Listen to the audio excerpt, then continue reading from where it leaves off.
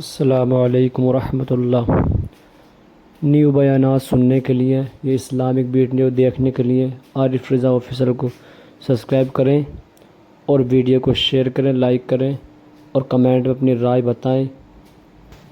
मुस्तफा ने अपनी बेटी फातिमा का अक़्द मस्जिद में कर दिया, अली के निकाह में बेटी को दे दिया। न कोई बाराती है और न ज्यादा खाने पीने का एहतमाम है, सिर्फ मामूली सा वलीमा मौला अली ने किया है। सरकार दो जहान की बेटी जो दुनिया के मालिक व मुख्तार की बेटी है, जन्नती औरतों की सरदार है, उनकी शादी पुराने कपड़े में मस्जिद में हो रही है ताकि क़यामत तक मुस्तफा का गुलाम शादी को महंगी न बनाए, शादी की वजह से ज़िनाकारी समाज में न फैले। यहाँ शादी की उम्र है 18 साल, शादी हो रही 38 साल में। शादी जवान होने के 20 साल के बाद यह लड़की कहां गई, माँ बाप को कोई फिक्र नहीं। यह लड़का जवान हुआ 18 साल में, शादी हो रही 48 साल में। यह जवान होने के 20 साल के बाद मुश्तजनी किया, इख्लामबाजी किया, जानवर से सोहबत किया, तवाइफ के कोठे पे जाके मुंह काला किया। बाप को फिक्र कहाँ है? बाप को फिक्र है कि माल मिले तब होगी शादी। बाप को फिक्र है 6 फीट की लंबी औरत मिले तब होगी शादी। बाप को फिक्र है खूबसूरत चेहरा मिले तब होगी शादी, या लड़की को नौकरी हो तब मिले तब होगी शादी।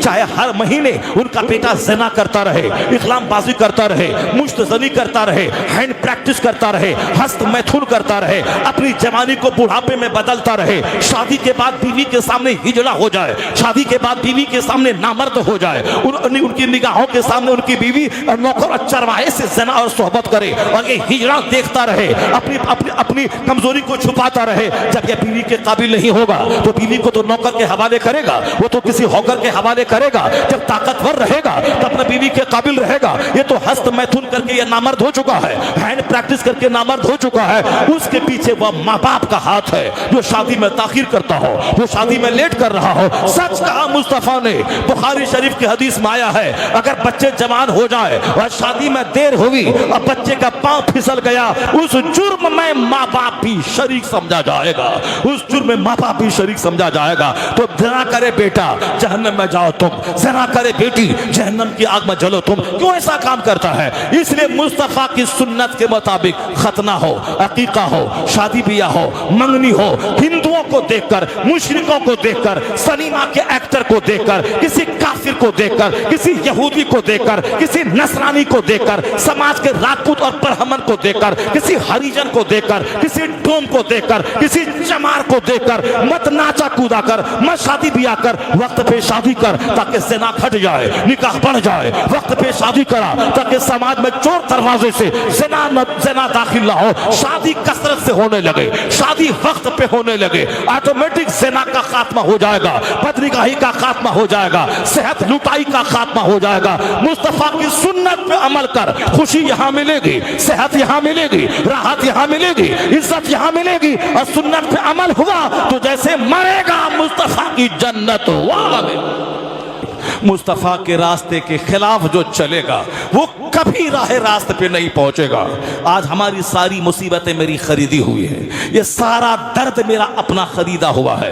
कोई शराब पिए फेफड़ा गल जाए, न बोले कि ऐसा क्यों हो गया, वो अपने आप को मुजरिम गर्दाने की मेरी वजह से ऐसा हुआ है। कोई रात के वक्त में बर्तन को खुला हुआ छोड़ दे और उनका बच्चा अपाहिज और पोलियोग्रस्त पैदा हो जाए, वह किसी दूसरे को न कोसे के ऐसा हो गया, बल्कि वह औरत बोले कि मेरी सुस्ती और गफलत की वजह से ऐसा हुआ है। शाम के वक्त में बच्चों को अपने घर में करने का आदेश मुस्तफा ने दिया है।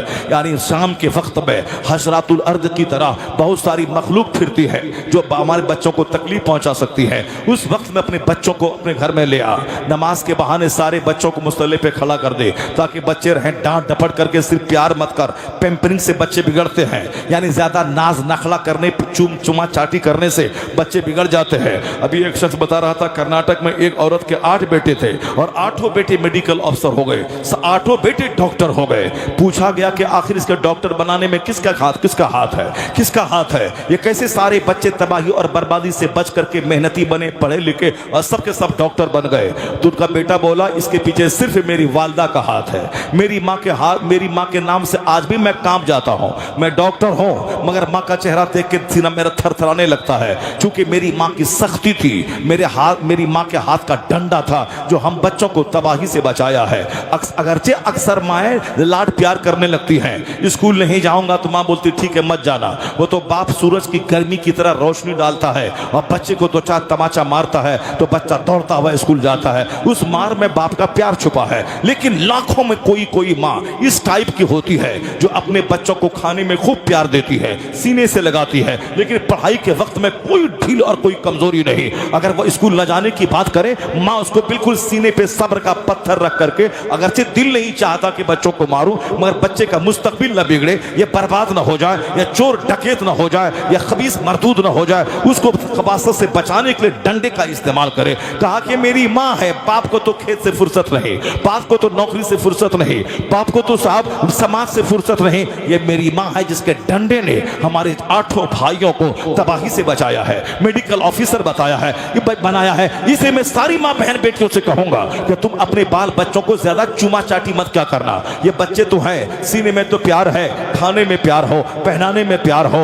उसके सर को अपने हाथ से सहलाओ, उनकी खिदमत करो। लेकिन पढ़ाई के मामले में कोई ढील नहीं होनी चाहिए, जबरदस्त सख्ती करें ताकि बच्चा प्रोफेसर बने, डॉक्टर बने, लॉयर बने, बैरिस्टर बने, बड़ा आलिम दीन बने, बड़ा मुफ्ती बने, फकीह बने। आज डॉक्टर की भी जरूरत है, उससे ज्यादा बड़े फकीह और मुहद्दिस की जरूरत है। ये जो बोलते हैं मदरसे का बच्चा ज्यादा पैदा हो गया, या हर हमेशा दस्तारबंदी हो रही है, ये हजारों लाखों बच्चे पढ़ के क्या करेंगे, वह सब के सब वो हैं जिस तरह मैट्रिक के एग्जाम में 5 लाख बच्चे बैठ जाते हैं, उस 5 लाख में से 2-4 हजार ही ऐसे होते हैं जो बच्चे क्रीम होते हैं। ये बाकी सबके सब ये भेड़ों की भीड़ है जिसको लिखना तक नहीं आता है। साहब इंटरव्यू में 100 बच्चे का सिलेक्शन करना है, 1 करोड़ लोगों ने फॉर्म भर दिया है। अब साहब 100 उसमें से छांटना है, तो अब आप समझ सकते हैं कि सारे के सारे छट जाते हैं, 100 बच्चे भी नहीं मिल पाते हैं। क्रीम लोग कम है, भीड़ लगी हुई है ज्यादा, डिग्री धारी की भीड़ लगी हुई है। अलबत्ता अंग्रेजी का कीड़ा, मैथ का कीड़ा, साइंस का कीड़ा, जो आईएएस ऑफिसर बने, मेडिकल में एग्जाम निकाले, ये बहुत कम मिलेंगे। उसी तरह मदरसे में भी ये दाढ़ी वालों की भीड़ है, पगड़ी वालों की भीड़ है, जूता चप्पल वालों की भीड़ है, फातिहा पढ़ने वाले की भीड़ है, मिलाद पढ़ने वाले की भीड़ है, अनाउंसरी करने वाले की भीड़ है, और साहब नात पढ़ने वाले की भीड़ है। मगर कुरान पाक को जबरदस्त ढंग से हरमैन के लहजे में पढ़ने वाले खाल खाल मिलते हैं, जबरदस्त मुदर्रिस जो बच्चों को पढ़ा सके, दरसगाह में बैठकर बुखारी शरीफ तक नहव सर्फ और सारे उलूम मंतिक फलसफा पढ़ा सके, ऐसे लोग कम मिलते हैं। मुदर्रिस की जरूरत है, 20,000 रुपये तनख्वाह मिलेगी, हमें ऐसा मुदर्रिस चाहिए जो बुखारी शरीफ तक सारी किताबें पढ़ा दें, कोई सामने नहीं आता। मुअज्जिन की जरूरत है, 50 लोग आ जाते हैं, क्योंकि मुअज्जिन बनना, अजान देना आसान काम है, और किताब वही पढ़ाएगा जो पढ़ने के जमाने में 10 साल तक जबरदस्त ढंग से 8 घंटे डेली पढ़ा हो। यहाँ तो 20 साल पढ़ने के बावजूद भी एक जुमला अरबी नहीं आती है, एक जुमला उर्दू का नहीं आता है, इस्लामी तारीख मालूम नहीं है, वो तो स्कूल का पढ़ा हुआ जो उर्दू का लिटरेचर से एमए किया है उसको मालूम है जंगे बदर का पस मंजर क्या है, जंगे ओहद का पस मंजर क्या है, जंगे यरमुक का पस मंजर क्या है, जंगे कादसिया का पस मंजर क्या है, इस्लामिक हिस्ट्री उसे मालूम है, उन्होंने पीएचडी डिग्री हासिल की है, वह स्कूल का उर्दू का टीचर है। और ये मौलवी साहब जुमा के दिन आधा घंटा खड़ा हुए मस्जिद में, तो आधा घंटा खिताब करना है, जलसे में तो कोई उठ के भाग रहा है, कोई घर जा रहा है, मगर जुमा का जो प्लेटफॉर्म है वह सबसे बड़ा प्लेटफॉर्म है, वहां कोई भागना नहीं है, वहां तो नमाज पढ़ने के बाद ही सबको जाना है। अब वहां आम हो या इमली हो, जो सुनाना है सबको तो सुनना ही है। तो अगर वहां पे कोई आ जाए या आधा घंटे की तकरीर करने के लिए, अब वहां एक कहानी कह रहा है, अब 15 मिनट तक नात पढ़ रहा है, और फिर उसके बाद एक कहानी बोल रहा है, तो सामने जो अदीब बैठा है, सामने जो प्रोफेसर बैठा है, सामने जो पीएचडी डिग्री होल्डर बैठा है, सामने जो उर्दू जबान से एमए करने वाला बैठा है, स्कूल का प्रोफेसर बैठा है, वो क्या समझेगा इस मौलवी के बारे में? ये जाहिल होते हैं, इसको ना उर्दू अच्छी आती है, ना इस्लामिक मालूमात की ज्यादा गहराई इसके पास है, ये करामत बयान कर रहा, जबकि आधा घंटा का टाइम है, इसमें तो कुरान पाक की 2 आयत पढ़ के सुना देता, आधा घंटा का टाइम ऐसे निकल जाता, हुजूर की एक हदीस पढ़ा देता, सुना देता, तो आधा घंटा का टाइम ऐसे ही निकल जाता। लेकिन ये आधा घंटा को भी आधी नात और आधी एक कहानी सुनाने की नजर कर देता है, तो एक मौलवी की क्या इज्जत होगी? क्योंकि ये मौलवी खुद तारीख नहीं जानता, क्या तारीख बताएगा? ये खुद मालूमात की गहराई में नहीं पड़ा है। ये तो सिर्फ कुरान खानी किया है, 10 पैसे कमाया है, अपना कपड़ा बदला है, टोपी खरीदा है, जूता खरीदा है। मौलाना ढेर है? नहीं है मौलाना ढेर। काम का आदमी जिस तरह स्कूल कॉलेज में करोड़ों की भीड़ में चंद मुट्ठी भर लोग करीम हैं, उसी तरह मदरसे में भी हजारों की भीड़ में मुट्ठी भर लोग ही हैं जो करीम होते हैं। आज मस्जिदों का इमाम जबरदस्त बासलाहियत होना जरूरी है, चाहे देहात हो या शहर की मस्जिद हो। इमाम मालूमात का धनी होना चाहिए, चाहे गांव की मस्जिद क्यों ना हो,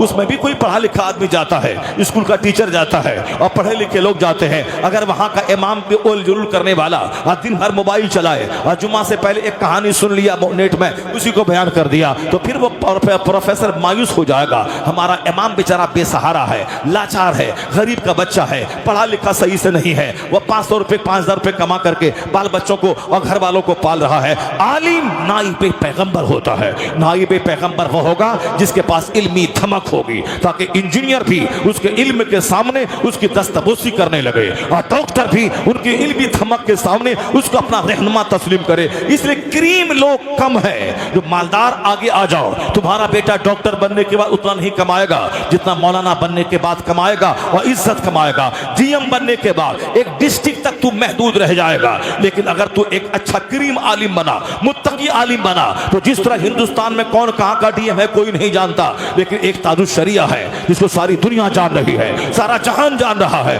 अमेरिका के लोग जानते हैं ताजुश शरिया कौन है, मलेशिया जानता है ताजुश शरिया कौन है, बिहार, बंगाल और उड़ीसा, कर्नाटका, महाराष्ट्र, हिंदुस्तान के सारे स्टेट्स के लोग जानते हैं ताजुश शरिया कौन है। यहाँ तो 5 आदमी मेरा दोस्त नहीं मिलता, पर यहाँ 10 करोड़ लोग कमोबेश जिसके हाथ पर हाथ रखकर अपना मजहबी रहनुमा माना हो, अपना पीर माना हो, अपना मुर्शिद माना हो, नहीं मिलता कोई। खोज ले जो डीएम जो इज्जत ताजुश शरिया को अल्लाह ने दी, वो किसी डीएम के पास है, किसी मंत्री के पास है, किसी प्रधानमंत्री के पास है। अमेरिका का ट्रंप, हिंदुस्तान के मोदी सब महवे हैरत हो गए जब ताजुश शरिया के जनाजे में 50 से ज्यादा ममालिक के 1 करोड़ के करीब लोग बरेली में जमा हो गए, तो दुनिया दंग रह गई। जो बंदा व्हाट्सएप से अलग रहा, यूट्यूब से अलग रहा, फेसबुक से अलग रहा, या तो शोहरत पाने के लिए फेसबुक चलाने वाला, 24 घंटे इंटरनेट से जुड़ा रहने वाला, 24 घंटे ऑनलाइन रहने वाला, इसको तो पड़ोसी नहीं जानता। जो सारी जिंदगी फेसबुक से अलग रहा, व्हाट्सएप से अलग रहा, आज वह फकीर 50 से ज्यादा ममालिक के 1 करोड़ लोग उनके जनाजे के आखिरी जुलूस में शरीक हो गए और लोगों ने मान लिया कि मादियत की चमक दमक और है, रूहानियत की धमक और है। नारे तकबीर, नारे रिसालत, नारे गौसियत। मादियत मेटेरियलिज्म की धमक और है, यह रूहानियत की धमक और है। आज ताजुश शरिया का शहजादा अल्लामा अज़्ज़त रज़ा खां, अभी मैं लगातार 3 दिन से उनके साथ था। उतरौला में, रुदौली में, फैजाबाद में हजारों का मजमा, यानी जो जलसा 50 साल की तैयारी के बाद न होता हो, इस तरह का जलसा हमारे बिहार में पिछले बार में 10 दिन का उनका प्रोग्राम था। हर जलसे में 50,000, कहीं 10,000, कहीं 1 लाख के करीब, इतनी बड़ी भीड़। यानी जो 80 साल की मेहनतों के बाद उतनी इज्जत और पजीराई जिसकी नहीं होती, वह ताजुश शरिया की करामत पर के अल्लामा अज़्ज़त रज़ा ने जो आज हिंदुस्तान के अफक पे छाया है, वह इज्जत उनके हिस्से में आ रही है। तो अपने बच्चों को डीएम बनाने से पहले अच्छा आलिम बना दे, उसको अच्छा इमाम बना दे। दुनिया में अगर डीएम बन भी गया तो नौकरी करेगा 30 साल, बूढ़ा होने के बाद, रिटायर करने के बाद मौत का इंतजार करेगा, तो फिर मरने के बाद सब बराबर है। जिस तरह कोई एसी डब्बा से सफर करे या कोई चालू डब्बा से सफर करे, बरेली से दिल्ली जाए तो भले ही यहाँ एसी डब्बा टंडल डब्बा है, दिल्ली रेलवे स्टेशन पे खड़े होने के बाद वो एसी वाले का भी वही हाल है, पसीने में शराबोर, और जनरल डब्बे वाले का भी वही हाल है। अब वहां उस स्टेशन पे दोनों खड़े हैं। उसी तरीके से चाहे आप डीएम बन के हलवा रोटी खा के मरा हो, चाहे मजदूरी करके मरा हो, और दोनों मैदान महशर में एक सफ में खड़े हैं। ये बता दे दुनिया में तू कैसे राज जिया, कहां से माल कमाया, कहां खर्च किया, जवानी किस काम में लगाया, रात कैसे गुजारी, दिन कैसे गुजारा, जवानी कैसे गुजारी, बुढ़ापा कैसे गुजारा, तुमने माल कहां से कमाया, किस रास्ते में खर्च किया, तुमने अपने इल्म पर कितना अमल किया। ये 4 सवाल का जवाब जब तक बंदा देगा नहीं, अपनी जगह से हट नहीं पाएगा। तो फिर वहां पर एहसास पैदा होगा कि डीएम में के 30 साल मेहनत किया और 30 साल नौकरी करी, 60 साल चले गए, थोड़ा सा मकान बनाया, गाड़ी खरीदी, अब यहाँ तो खरबों साल रहना है, आग में तो आग में, बाग में तो बाग में। या डीएम बना, फिजिक्स पढ़ा, पढ़ा मगर सुभान रब्बियल आला कहना नहीं आया, सुभान रब्बियल अजीम कहना नहीं आया, सूरह फातिहा पढ़ना नहीं आया, ला इलाहा इल्लल्लाह कलमा कायदे से पढ़ना नहीं आया, तहियात नहीं आया, दुआए कुनूत याद नहीं आई, दरूद इब्राहिमी याद नहीं आया, आयतुल कुर्सी ठीक से नहीं पढ़ा, दुआए कुनूत ठीक से याद नहीं है। वो डीएम बनना किस काम का जो दुआए कुनूत याद ना रहे, सूरह फातिहा ठीक से याद ना रहे। तब पता चलेगा कि डीएम ना बनते चरवाहा बन जाते, मगर नमाज दुरुस्त रहती, रोजा दुरुस्त रहता, ईमान दुरुस्त रहता। तो आज डीएम बन रहा तो 30 साल कमाया खाया मर गया।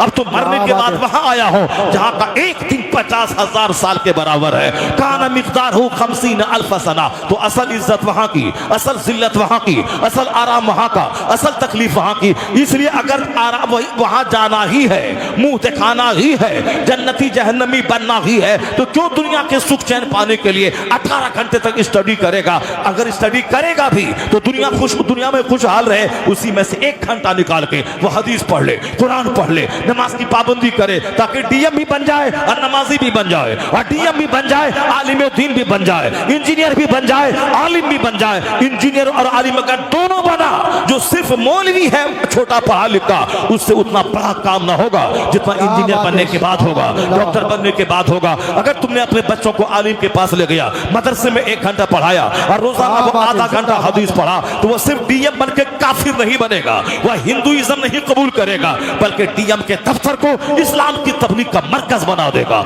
हर आने वाले लोगों तक इस्लाम पहुंचाएगा। तो मस्जिद में नमाज पढ़ाने का अपना अलग मकाम है, और स्कूल और डीएम के दफ्तर में बैठकर मुस्तफा के मजहब की तबलीग करना और काम है। तो जो काम एक करीब मुअज्जिन नहीं कर पाएगा, वह काम एक मालदार टीचर कर पाएगा, मालदार डीएम कर पाएगा। इसलिए अपने मालदारों सामने आ जाओ, अपने बच्चों को आलिम बनाओ, ताकि पेलोसों के दिन की खिदमत करें। फिर देखना यहाँ दस्तबोसी होगी, यहाँ कदम बोसी होगी, यहाँ पेशानी बोसी होगी, और जब मरेगा तो फिर कब्र पे जानवर नहीं चरेगा, वहाँ गिरगिट नहीं रेंगेगा। अगर मुत्तकी बन के वली बन के मरा तो कब्र पे चादर चढ़ेगी, कब्र पे फूल चढ़ेगा, हाज़ुरीन की हाज़ुरी होगी, फातिहा पढ़ी जाएगी। ऐसी जिंदगी मत गुजार कि अरबपति बन के रहे, हम मरे तो कब्र पे जानवर पखाना कर रहा है। ऐसी जिंदगी गुजार कि मर जाए तो अपना बेटा रहे ना रहे, हजारों रूहानी बेटा मेरी कब्र पे आए, फातिहा पढ़े, मेरी बख्शिश की दुआ करे।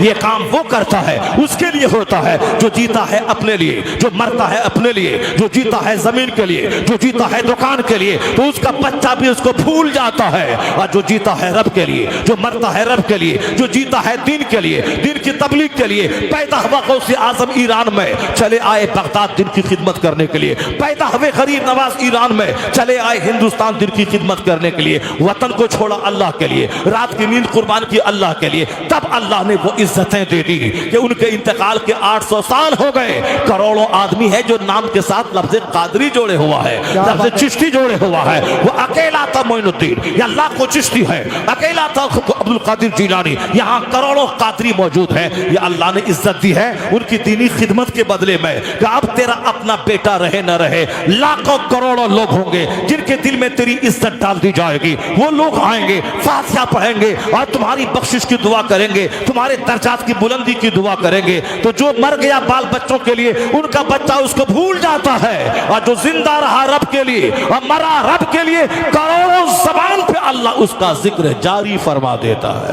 A man who dedicates his life for the sake of Allah, Allah gives him name, Allah gives him fame, Allah gives him popularity। जो अपना जीवन अल्लाह के लिए डेडिकेट कर देता है, अल्लाह उसे इज्जत देता है, अल्लाह उसे मकबूलियत देता है। आला हजरत मालदार घराने में पैदा हुए थे, लेकिन आपने देखा दौलत नहीं बढ़ाई। ज़मीन जो थी बाप दादे से मिली थी, चूँकि ये लोग अफगानिस्तान के कबीले परहेज के पठान थे, वहाँ से चल के लाहौर आए। लाहौर का शीश महल आज तक उनके ख़ानदान की इज्जत की यादगार के तौर पर कायम है। फिर लाहौर से रोहेलखंड आए, इस रोहेलखंड में उनके बाप दादाओं ने हुकूमत दिल्ली की वजह से बड़ा कारनामा अंजाम दिया, तो इनाम के तौर पर इस इलाके की जागीरदारी उनको दे दी गई। बहुत सारा गांव उनके पास था, यानी समझ रहे हैं कि बहुत सारे गांव के टैक्स उनके पास आते थे। यह सारा गांव आपको दे दिया गया, उस गांव की सारी आमदनी आपके पास आएगी। ये जमींदार घर में पैदा हुए थे मगर उन्होंने जमीन नहीं बढ़ाई, उन्होंने मकान नहीं बढ़ाया, वही सौदागरान के मोहल्ले में पूरे मकान में रहते रहे। अब 2 घंटा सोते रहे, बाकी पूरे 22 घंटा सिर्फ दीन की खिदमत करते रहे। 1000 के करीब किताबें लिखी, उनके इंतकाल के 100 साल हो गए, लेकिन आज अमेरिका, यूरोप, पूरी दुनिया में रजा रजा का खुतबा पढ़ा जा रहा है, उनका सलाम पढ़ा जा रहा है, उनके फतवा पढ़े जा रहे हैं। यहाँ तो बड़े बड़े नवाब पैदा हुए, रामपुर में कोई उसका नाम तक नहीं जानता, मगर एक पठान खानदान में पैदा होने वाला रजा पूरी दुनिया पे छा गया है। वादी रजा की कोहे हिमालय रजा का है, जिस समय तो देखिए वो इलाका रजा का है। वक्त बढ़ता जा रहा है, रजा का नाम ऊंचा होता जा रहा है। क्यों? रजा का फतवा रजविया जिंदा है, हदायत की बख्शिश जिंदा है, अलम वल औला जिंदा है। उन्होंने जो किताबें लिखी हैं, क़यामत तक जिन जिन लोगों को रोशनी उन किताबों से मिलेगी, उनकी जबान पे रजा का चर्चा होगा, रजा का चर्चा होगा, रजा का जिक्र होगा। तो जिया पैदा बाप दादा थे अफगानिस्तान के, वो आ गए हिंदुस्तान, और जिया अरब के लिए, मरा अरब के लिए, तो अब उसको अल्लाह ने सौदागरान से उठाया और करोड़ों जबान का मौजूए बहस बना दिया। अमेरिका में रजा का सलाम, यूरोप में करोड़ों दरूद, करोड़ों सलाम, हर जगह रजा रजा। नवाब का नाम नहीं जानता, उस फकीर को दुनिया जान रही है। पता चला कि इज्जत शोहरत बच्चों की खातिर जीने में नहीं मिलती है। जो रब के दीन की खिदमत करता है वही अल्लाह का वली बनता है। मरने के बाद उनकी कब्र मर्जे खलाइक बनती है, वहां फातिहा पढ़ी जाती है, चादर चढ़ाई जाती है, गुलाब चढ़ाया जाता है। और जो सिर्फ जमीन, मकान, दुकान, बाल बच्चा, खाना कपड़ा के लिए मरा, उसको तो अपना बच्चा भूल जाता है। उनके बच्चों को बाप की कब्र का पता नहीं मालूम होता, लेकिन गरीब नवाज की कब्र कहाँ है मुसलमानों के करोड़ों बच्चा को पता है। आला हजरत का मजार कहाँ है मुसलमानों के करोड़ों बच्चों को पता है। इसलिए इज्जत देने वाला अल्लाह है। जो अल्लाह के दीन का काम करेगा अल्लाह उसका नाम रोशन करेगा, अल्लाह उसको इज्जतों से नवाजेगा। इसीलिए अल्लाह के वली का उर्स होता है ताकि उनका काम जिंदा रहे, उनका नाम जिंदा रहे, उनकी खिदमत जिंदा रहे, उनसे लोगों को नूर मिले, इंस्पिरेशन मिले, उनसे लोगों को वहां से संवेदना मिले, वहां से तहरीक मिले, वहां से प्रेरणा मिले। अब वो कुरान करीम की जो बात छिड़ गई थी मैं तुमको सुनाता हूँ, और उसी को समेट करके मैं गुफ्तगू खत्म करता हूँ ताकि ज्यादा बोझ आप पर ना बन जाए। जरा गौर से सुनिए, अल्लाह ने क्या कहा? ए हबीब, मुसलमानों को कहानी सुनाई, उनको ये किस्से बताई कि इसमें उनके लिए सबक पिन्हा है, उनके लिए इनाम पोशीदा है। वो कहानी क्या है? एक शख्स था जिसको अल्लाह ने इसमें आजम का इल्म अता फरमाया था, मुस्तजाबुद दावात बनाया था। जो दुआ करता था वो दुआ उसकी कबूल हो जाती थी, और जो भी दुआ करे दुआ कबूल हो जाती थी। यहाँ तक कि जब जनाब मूसा अलैहिस्सलाम ने जिहाद का ऐलान फरमाया तो उसके कौम के जो लोग थे, उसकी कौम के लोगों ने उनके पास आके कहा कि जनाब मूसा अलैहिस्सलाम अपने मुजाहिदीन के साथ हम पर चढ़ाई करने वाले हैं, हमारे बाल बच्चे मर जाएंगे, हमारी सल्तनत खत्म हो जाएगी, तुम दुआ करो, तुम मुस्तजाबुद दावात हो, तुम दुआ करो ताकि उनकी फौज पसपा हो जाए, उनकी फौज को शिकस्त मिल जाए। अब वो क्या कहने लगा? नहीं नहीं, ऐसा कभी नहीं होगा, क्योंकि वो अल्लाह के नबी हैं, अल्लाह के रसूल हैं। उसके खिलाफ अगर मैंने दुआ की मैं तबाह हो बर्बाद हो जाऊंगा, तबाही मेरी मुकद्दर हो जाएगी। उनके खिलाफ मैं दुआ नहीं कर सकता। मगर लोगों ने खानदान का प्रेशर बनाया, रिश्तेदारी का प्रेशर बनाया, तुम हमारे लोग हो, हमारे खानदान के लोग हो, तुम दुआ करो, तुम्हारी दुआ कबूल हो जाएगी। उन्होंने कहा मैं दुआ नहीं करूंगा, अल्लाह के पैगंबर के खिलाफ मैं दुआ नहीं करूंगा। तो लोगों ने समझा कि अब इसको दुआ करवाने के लिए इनको तोहफा तोहफा दिया जाए। उन नजराने से नवाजना शुरू किया। ये नजराना अच्छी चीज भी है, और नजराना अगर अपने पास जमा करके बंदा रखने लगे, ये बहुत सारे फवाहिश का जरिया बन जाता है। जिस पीर का बच्चा मुफ्त में करोड़ों की दौलत पा गया, उस पीर का बच्चा ना डीएम बनता है, ना एसपी बनता है, ना मौलाना बनता है, ना हाफिज कारी बनता है। गांव देहात के गरीब का बच्चा जबरदस्त मौलाना है, वो मंजर इस्लाम में पढ़ा रहा है, मजर इस्लाम में पढ़ा रहा है, जामिअतुर रज़ा में पढ़ा रहा है, बहुत बड़ा बासलाहियत है, शेखुल हदीस बना हुआ है। तो फिर तुम्हारे यहाँ से तो सुन्नियत को तक़वियत मिली है, और तू खानदान रजा का फर्द है, तो तुम्हारा बेटा क्यों नहीं शेखुल इस्लाम बन रहा है? तुम्हारा बेटा क्यों नहीं साहब शेखुल अदब बन रहा है, शेखुल मंतिक बन रहा है? क्यों नहीं बन रहा है? यहाँ 100 बच्चे हैं, उस 100 बच्चे में डीएम बनना चाहिए। पैसों की फरावानी है, खुदादार ज़हनियत है, अल्लाह रब्बुल इज्जत आला हजरत के खानदान को इंटेलिजेंस दिया है, जहानत दी है। एक बार देखा बातें याद हो जाती है तो फिर तो वहां तो सैकड़ों बच्चे हैं, उनको तो डीएम बनना था, एसपी बनना था, बड़ा मतबहिर आलिम बनना था, लेकिन नहीं, मुफ्त के पैसे जहां ज्यादा आते हैं, पैसों की फरावानी ज्यादा होती है, वहां के बच्चे मेहनती नहीं होते हैं। इसलिए अजमेर का मुजाविर का बच्चा कोई डीएम नहीं मिलेगा, जबकि फ्री में करोड़ों की दौलतें उनको मिल रही है। मुजाविर का बच्चा करोड़ों पैसा उनके पास है, करोड़ों रुपए उनके पास है,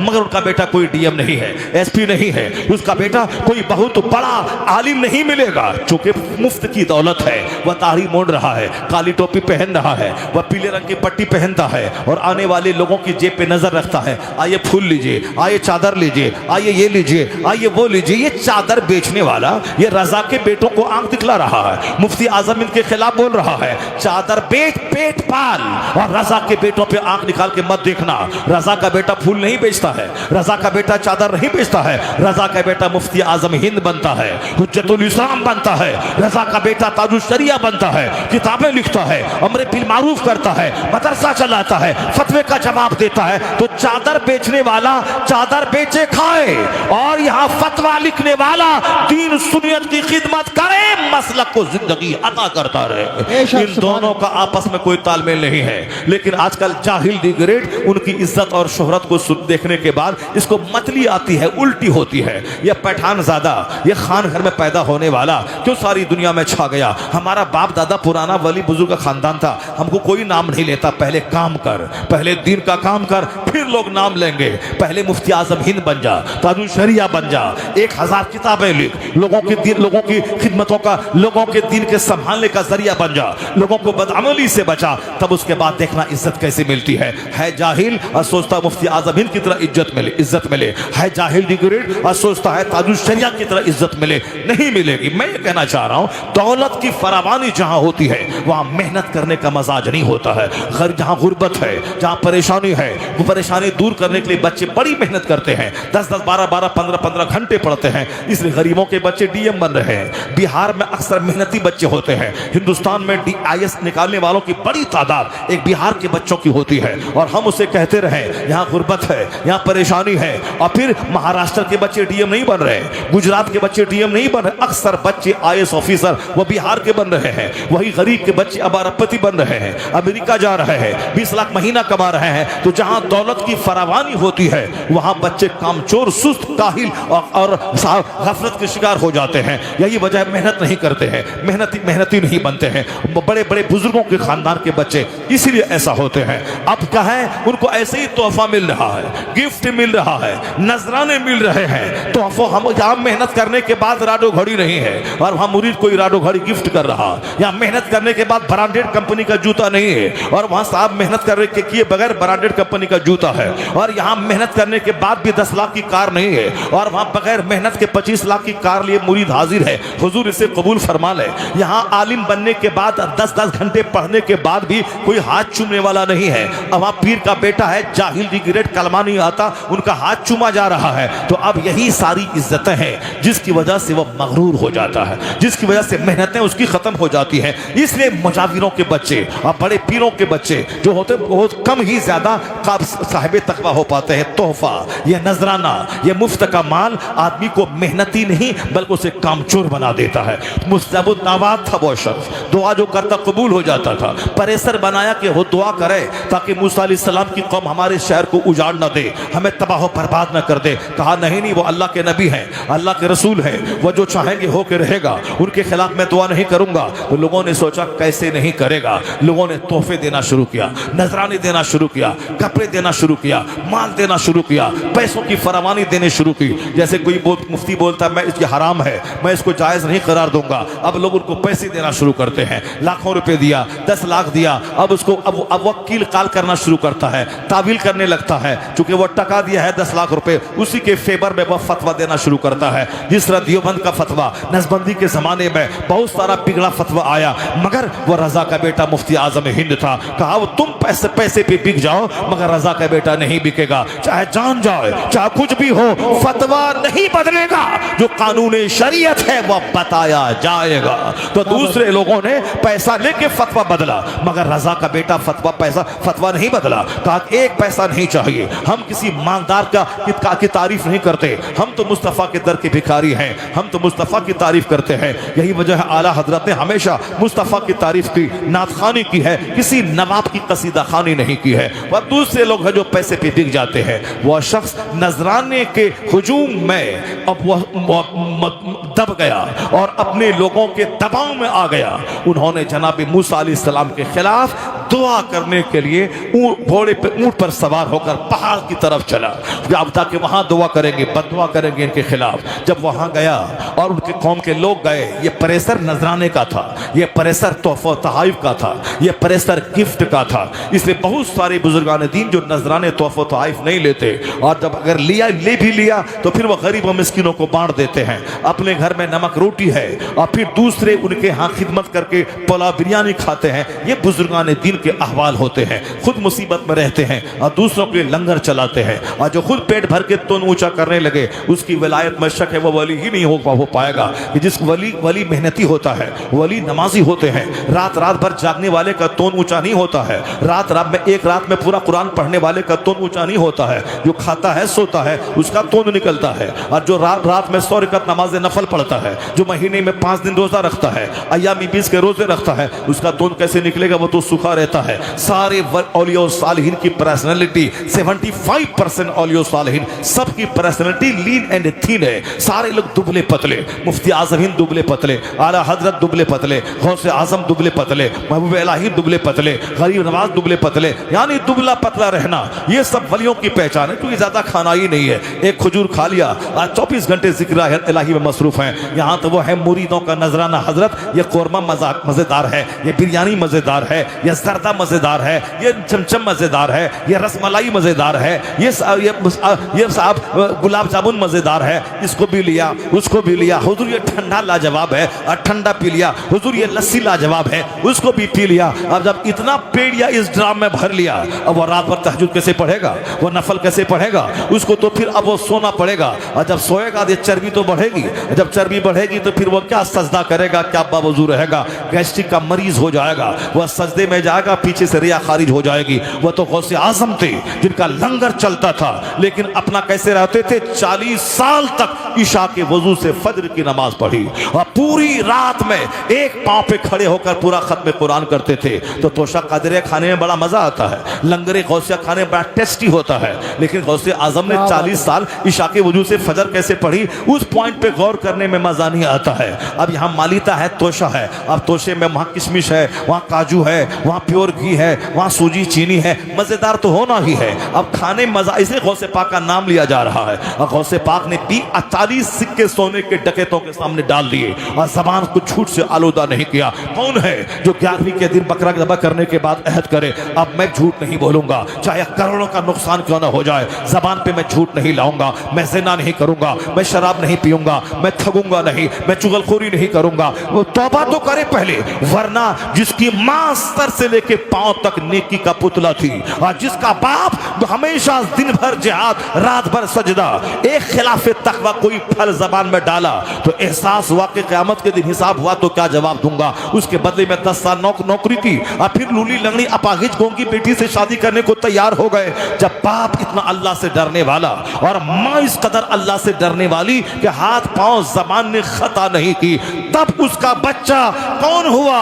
क़यामत तक के वलियों का सरदार अब्दुल कादिर जीलानी पैदा हुआ। या चोर का बच्चा चोर, गुटखा खाने वाले का बच्चा गुटखा खोर, यहाँ साहब दूसरों की बेटी को ताक झांक करने वाले का बेटा ज़िनाकार, और तवाइफ के कोठे पे जाने वाला, लड़ाई झगड़ा करने वाले का बेटा महा लड़ाई करने वाला। जिस तरह जैसी माँ वैसी औलाद, जैसा बाप वैसा बच्चा, जैसी जमीन वैसी फसल, जैसा दरख्त वैसा फल। ऐसा नहीं होता कि आम का पेड़ लगा दें और 1 लाख पीर से लाके 1 लाख तावीज डाल दें और उस आम के पेड़ से सेब निकल जाए, नहीं होगा।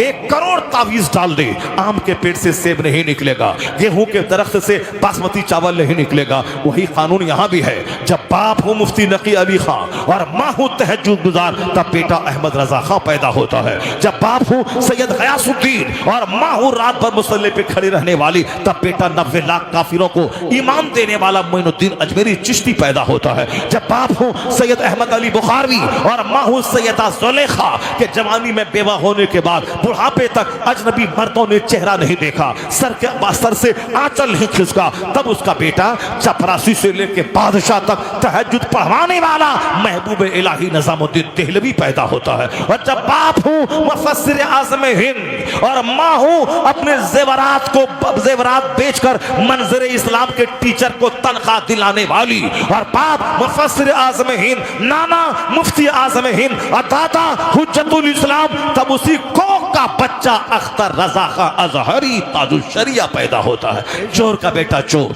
डकैत का बेटा डकैत, हरामखोर का बेटा हरामखोर। आज समाज चोरों से भर रहा है, डकैतों से भर रहा है।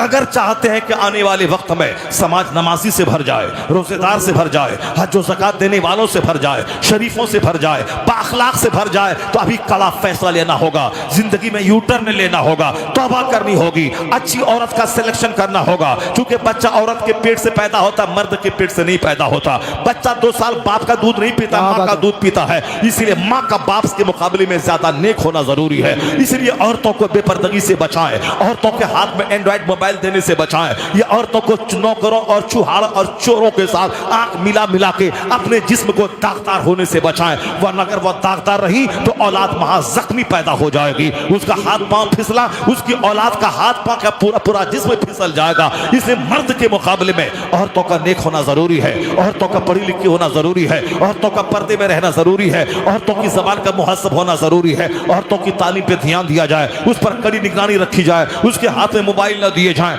उसको अपने घर की चार दीवारी में उसको रखा जाए। जहां मुस्लिम नर्सेज हों, मुस्लिम डॉक्टर्स हों, मुस्लिम इंजीनियर हों, जहां खवातीन इंजीनियर हों, वहां अपनी बेटी को इंजीनियर बनाने में कोई हर्ज नहीं है। लेकिन जहां जवान मर्द पढ़ाता हो, इज्जत के लूटने का अंदेशा हो, यहाँ करोड़ों मुसलमान की बेटियां पढ़ती हैं, डॉक्टर इंजीनियर तो 2 4 10 बनती हैं, और बाकी इज्जतें 90% सबकी लूट जाती है प्यार मोहब्बत के नाम पे। हरिजन का बेटा डीएम बन रहा है, हमारा बेटा आशिक बन रहा है, वह दिल फेंक आशिक बन रहा है। पढ़ने दिल्ली गया, वहां से छोकरी को लेके चला आया, पढ़ने के लखनऊ गया, वहां से लड़की को लेके आ गया। क्या हुआ बेटा? डीएम बनना था, क्या करें, दिल लग गया, प्यार हो गया। तो हरिजन का बेटा 15 घंटे पढ़ता है तो डीएम बनता है, और मेरा बेटा छोकरी का मुंह देखता है तो आशिक बनता है, गुटखाखोर बनता है। इसलिए मुसलमानों के बच्चों में तादाद गुटखाखोरों की ज्यादा है और छोकरीबाजी करने वालों की ज्यादा है। यह दिल इसलिए नहीं है कि छोकरी को दिया जाए, किसी चमार को दिया जाए, किसी डोम को दिया जाए। आला हजरत से पूछ यह दिल कहां दिया जाए, तो आला हजरत कहेंगे दिल है वो दिल जो तेरी याद से मामूर रहा, सर है वो सर जो तेरे कदमों पे कुर्बान गया।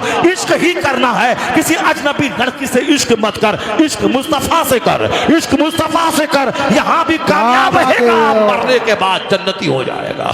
तो नारे तकबीर, नारे रिसालत, इश्कबाजी छोकरीबाजी मत कर, वरना आने वाली नस्लें तबाह हो जाएंगी, आने वाली औलाद महा जख्मी हो जाएंगी। कुदरत का कानून है, आम के पेड़ से आम, कटहल के पेड़ से कटहल पैदा होता है। वो शख्स पहाड़ पे चढ़ गया, उनकी कौम के लोगों ने नजराने का परेसर बना करके उनसे बद्दुआ करवाना चाहा, और ये हिल गया। नजराने के परेसर में आके ये बद्दुआ करना शुरू किया, हाथ उठा के बद्दुआ करनी शुरू की। जब जबान पे मूसा अलैहिस्सलाम का नाम लेता था कि उनकी कौम को शिकस्त मिले, तो उनकी जबान पे उनकी कौम का नाम आ जाता था।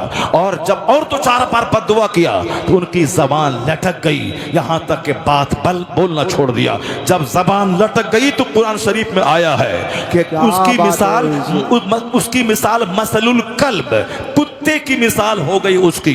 जो इसमें आजम जानता था, जिसकी दुआएं कबूल होती थी, लेकिन एक पैगंबर के खिलाफ उन्होंने जब जबान खोली तो उसकी जबान कुत्ते की तरह लटक गई। जैसे कुत्ते को पत्थर मारे तो भी जबान लटकाता है, उसको हड्डी दे दें तो भी जबान लटकाता है, उसी तरह यह लालची हरीस दुनिया के लालची लालच की वजह से इनका हाल कुत्ते की तरह हो गया।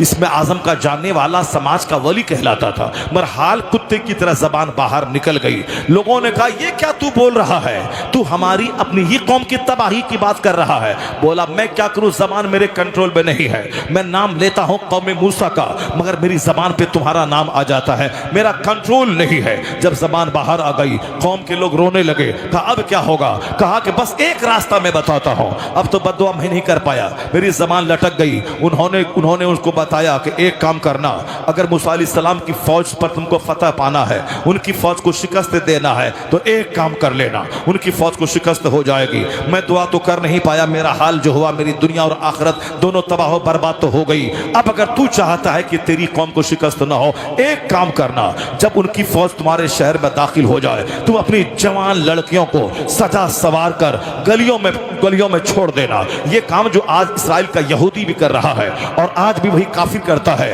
कि मुस्लिम मुजाहिदीन को दिल दिमाग खराब करने के लिए खूबसूरत नीम बरहना अधनंगी लड़कियों को सड़कों पे छोड़ देता है, जिसको देखने के बाद बड़े बड़े तकवा परहेजगार के हामिल लोगों की नीयतें खराब हो जाएं, जिसकी तौबा टूट जाए। इसलिए पर्दे में रहने औरतों को हुक्म दिया गया है, क्योंकि मर्द का अट्रैक्शन औरतों में है। बड़े बड़े की तौबा टूट गई, बहुत बड़े बड़े वली तबाह बर्बाद हो गए। ये औरत ने दुनिया की चाहत और माल ने, खाने पीने की चाहत ने तबाह बर्बाद किया। दुनिया में है ही क्या, माल बढ़ता है तो बंदा अच्छा खाता है, माल बढ़ता है तो अच्छा पहनता है, माल बढ़ता है तो अच्छा घर बनाता है, माल बढ़ता है तो औरतों का शौक बढ़ जाता है, एक नहीं तो 4 शादी कर लेता है। इसके अलावा और दुनिया में है ही क्या। मौला अली कहते हैं तुम जो माल बढ़ने के बाद खाते हो, ये जान ले शहद से बेहतर कोई गजा नहीं है, और शहद एक कीड़े का पाखाना है। और जान ले जब माल बढ़ेगा तो पिएगा, और जब जब पिएगा तो पानी से बेहतर कोई मशरूब नहीं है। और पानी वो मशरूब है जिसको बादशाह भी पीता है और सूअर भी पीता है। और जान ले जब पैसा बढ़ेगा तो कपड़ा अच्छा खरीदेगा, कपड़े में रेशम का कोई जवाब नहीं है, और रेशम वो कपड़ा है जो एक कीड़े का पाखाना है। तो शहद से बेहतर कोई गजा नहीं, वह एक कीड़े की कै और उल्टी है। और रेशम से बेहतर कोई धागा नहीं, वह एक कीड़े का पाखाना है। और जब पैसा बढ़ेगा तो फिर क्या करेगा, औरत से शादी करेगा। औरत है क्या चीज, सबसे गंदी जगह, सबसे अच्छी जगह चेहरा को देखा जाता है, और सबसे गंदी जगह से फायदा उठाया जाता है। तो जान ले कि दुनिया क्या चीज है। और जब पैसा बढ़ेगा तो सवारी का अच्छी सवारी खरीदेगा। अच्छी सवारी में घोड़े का जवाब नहीं है। यह घोड़ा वो है जिसकी पीठ पर बैठकर अपने ही भाई को ज़ब्ह और कत्ल किया जाता है। तो सब समझ ले दुनिया क्या चीज है। दुनिया बढ़ेगी तो क्या करेगा, दुनिया खाएगा पिएगा पहनेगा, और देख ले अच्छी खुराक एक कीड़े का पाखाना, और अच्छा कपड़ा एक कीड़े का पाखाना। उसी से समझ जा के दुनिया क्या है। यह दुनिया जलील है, और जलीलों को ज्यादा दी जाती है। अल्लाह के नेक बंदों के घर में फाका होता है, 4 दिन का फाका रहता है। वो अपने बदन में हराम कपड़ा नहीं पहनता, हराम गजा नहीं डालता। यही वजह है उनकी औलादें रोशन, उनकी औलादें मुत्तकी, उनकी आने वाली नस्लें कौम और दीन इस्लाम की खिदमत करने वाली पैदा होती है। जब वो शख्स क्या बोला कि जब मूसा अलैहिस्सलाम की फौज हमला करे तो अपनी बेटियों को सजा धजा कर मोहल्ले में छोड़ देना। एक भी अगर मूसा अलैहिस्सलाम की कौम का फर्द अगर जिना कर लिया तो सारी कौम को शिकस्त हो जाएगी। एक भी बंदा जिना कर लिया तो सारी फौज को शिकस्त होना तय है। इतना कर ले, वो शख्स तो तबाह हो ही गया, उसकी आखिरत और दुनिया तो बर्बाद हो ही गई, उसके जबान कुत्ते की तरह बाहर निकल गई। मगर वो क्या मशवरा दिया कि एक लड़की से किसी मूसा अलैहिस्सलाम की फौज ने अगर जिना कर लिया तो फिर उनकी शिकस्त तय है और फिर उनको बर्बाद होना तय है। यही काम उसकी कौम के लोगों ने किया। जब मूसा अलैहिस्सलाम की फौज ने बस्ती पे चढ़ाई की, हमला आवर हुआ, इन लोगों ने अपनी खूबसूरत बेटियों को नीम बरहना बना के गली और शहर में छोड़ दिया। उनमें से जो मूसा अलैहिस्सलाम के साथ आए थे उसमें से एक शख्स था, 6 लाख की फौज थी, 6000 नहीं, 600 नहीं, 6 लाख फौज जनाब मूसा अलैहिस्सलाम के साथ थी। बनी इसराइल की फौज थी। ये बनी इसराइल के लोग जो आज यहूदी है, जिस पर अल्लाह ने बेपनाह इनाम किया, मगर इनाम पाने के बाद ये फिर क्या होता था, पाजी कौम बन जाती थी। नबियों को कत्ल करने वाली कौम, अल्लाह के वलियों को ज़ब्ह करने वाली कौम। इसलिए अल्लाह ने फाइनल तौर पर इन पर रुसवाई मुसल्लत कर दी। अब इसराइल नाम का कोई मुल्क नहीं है, वो अमेरिका की कॉलोनी है। अमेरिका इसराइल इसराइल के यहूदी खुद सांस नहीं ले सकते, बल्कि अमेरिका की पुष्ट पनाही है। इसलिए इसराइल को अल्लाह ताला यहूदियों को जलील कर दिया है। वह दिमाग जला के पढ़ेगा, वह डीएम बनेगा, हवाई जहाज बनाएगा, मोबाइल देगा, वह सारे बहुत सारे ऐप निकालेगा, पैसा कमाएगा, खाएगा, मगर इज्जत नहीं मिलेगी। हिटलर ने कई 25 लाख यहूदियों को जानवरों की तरह काट के मार दिया, कहीं जगह नहीं मिली, तब आके फिलिस्तीन के पास वह जगह लिया है। यहूदी जलील है। और आज मालूम है कितनी लाख फौज यहूदी के पास है, पर मुट्ठी भर चंद हजार जवान हमास के मुजाहिदीन हैं। यूं कहा था उनके 3 दिन में खत्म कर देंगे, मगर इन लोगों ने आज 48 दिन या 2 महीना होने वाले हैं।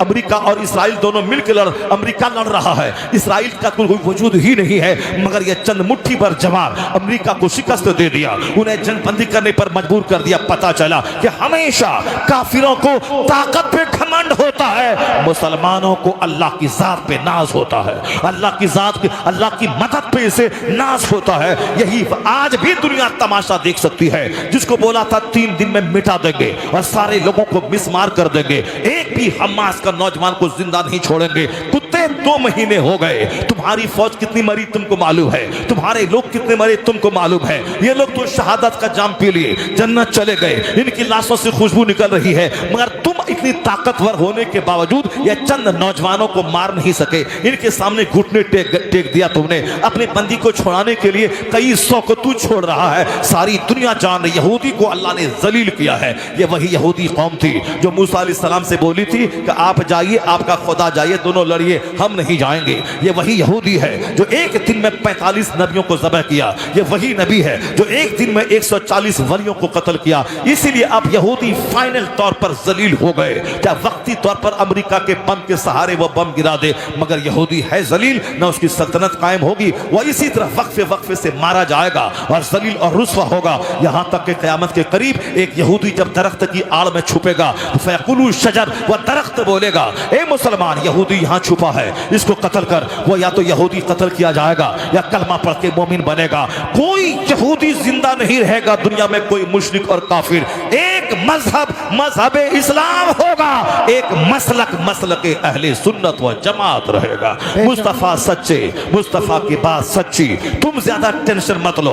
तुमको टेंशन होना चाहिए कि नमाज नहीं पढ़ते हो, रोजा नहीं रखते हो, झूठ बोलते हो, चुगलखोरी करते हो, हराम खाते हो, सूदखोरी का माहौल गांव में पैदा करते हो, छोकरीबाजी का माहौल पैदा करते हो, शराब का नशा काफिरों की तरह करते हो। ये सारी चीजें छोड़, वरना तुम्हारी जिंदगी बर्बाद, आखिरत बर्बाद, कब्र बर्बाद, आखिरत बर्बाद। तुम नेक बन, इस्लाम के बारे में चिंता मत कर। इस्लाम का तो कानून हमने 1400 साल से ही देखा। जब जब दुश्मनी बढ़ती जाती है, 4 थे 4000 हो गए, 4000 थे, दुश्मनी बढ़ी 4 लाख हो गए, दुश्मनी बढ़ी 4 करोड़ हो गए।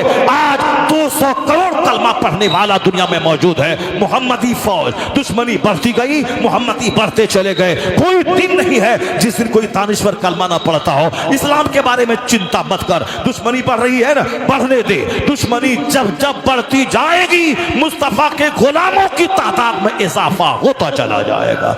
है नूरे खुदा कुफ्र की हरकत पे खंदाजर, फूकों से चिराग बुझाया ना जाएगा।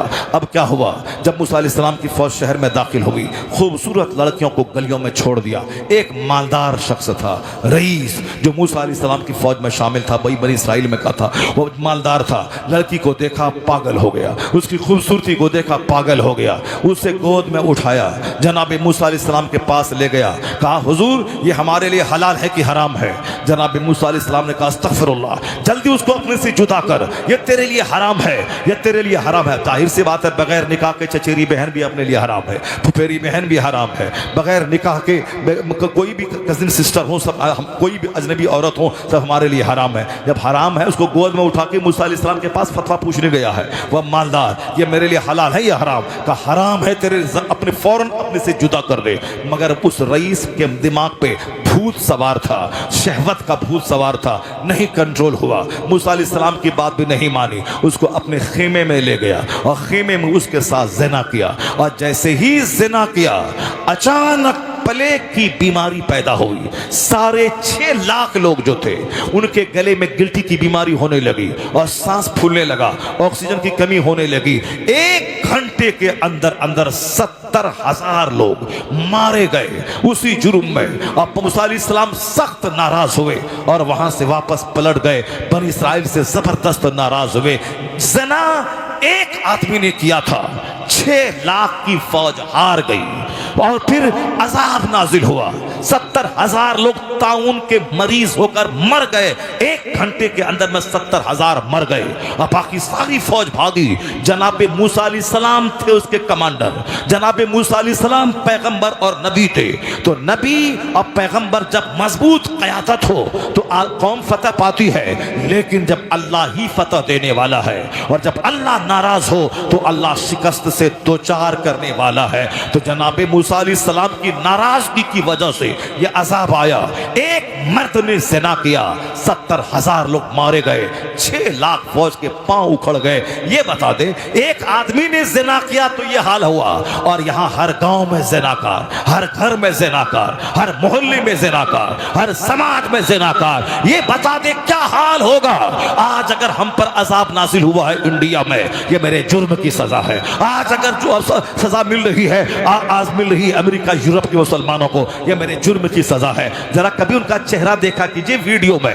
ये मुसलमानों के बेटे हैं जिनका लिबास अंग्रेजों जैसा, ये मुसलमानों की औरतें हैं जिसका जींस टी शर्ट यहूद और नसारा की औरतों जैसा, ये मुसलमान है जिसके पास टी शर्ट और पैंट शर्ट, अब फटा हुआ पैंट, अब बाल रखने का अंदाज, जिस तरह से एक जोकर उत्तर कोरिया का प्रेसिडेंट, उसके सर के बाल देखें, वही हाल अरब के शहजादों का हाल है। तो एक ज़िना करे तो 6 लाख तबाह हो जाए, और यहाँ कदम कदम पे ज़िनाकार हो तो क्या होगा। आज दुनिया की सारी तबाहियां मेरी बदअमली का नतीजा है।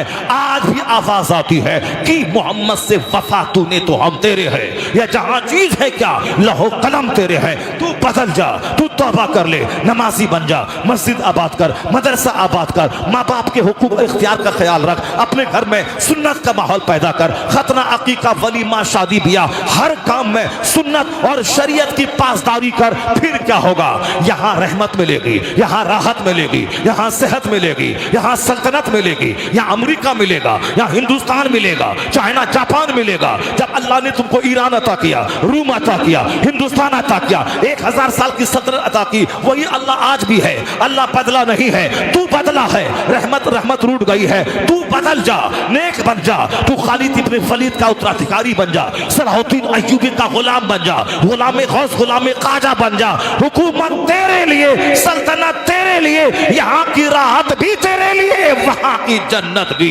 तेरे लिए। बेशक सुभान अल्लाह। मोहम्मद से वफा तूने तो हम तेरे हैं, ये जहाँ चीज़ है क्या लौह कलम तेरे हैं। अल्लाह तबारक व तआला से दुआ है कि अल्लाह ताला मुझे भी और आपको और दुनिया के सारे मुसलमानों को कुरान समझने, कुरान पढ़ने की तौफीक अता फरमाए। सरकार दो जहां अलैहिस्सलाम की हदीस पढ़ने, हदीस समझने की तौफीक अता फरमाए। अपने गुनाहों और बदआमालियों से सच्ची तौबा करने और नेक बनने की तौफीक अता फरमाए। आमीन। व आखिर दावाना अनिल हम्दुलिल्लाह।